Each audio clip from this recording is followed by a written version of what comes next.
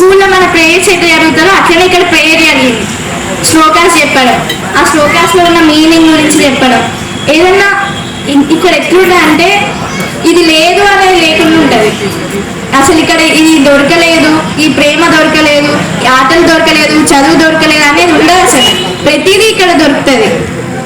ఇది మాకు ఒక ట్యూషన్ కాదు, ఇది ఒక ఇల్లు. మేమందరం ఒక ఫ్యామిలీ. విష్ణునే అందులో మాకు తల్లి, తండ్రి, అన్నయ్య, అన్నీ అన్నయ్యనే.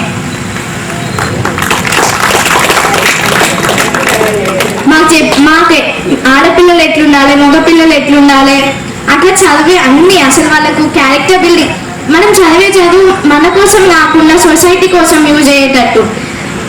ఏదైనా ఒక పని చేయాలంటే ఒక దాన్ని వదులుకోవాల్సిందే. నేను కూడా పెద్ద అయినాక ఇట్లాంటి ట్యూషన్, ఇప్పుడు అన్నయ్య ఇట్లా అంటే అంత చదివి కూడా మనకి ట్యూషన్ చెప్తున్నాడు. అది only for education, only for earning కాదు, అంటే సంపాదించుకోవడానికి కాదు ఇది పెట్టింది. ఒక జనరేషన్ని మలుపు తిప్పడానికి. అప్పటి రోజులు ఎట్లున్నాయి, ఇప్పుడు రోజులు ఎట్లున్నాయి, ఇప్పుడు అసలు నిజమైన మానవత్వం ఉన్న మనిషి దొరకట్లేదు. అట్లాంటి మానవత్వం నింపే మనుషులు చిన్నపిల్లలనే మొక్కే వంగనే మానే వంగన అనే సామెతను ఉపయోగించి ఇప్పుడు మనం మార్చి మన వచ్చే జనరేషన్ మార్చే బాధ్యత మనది.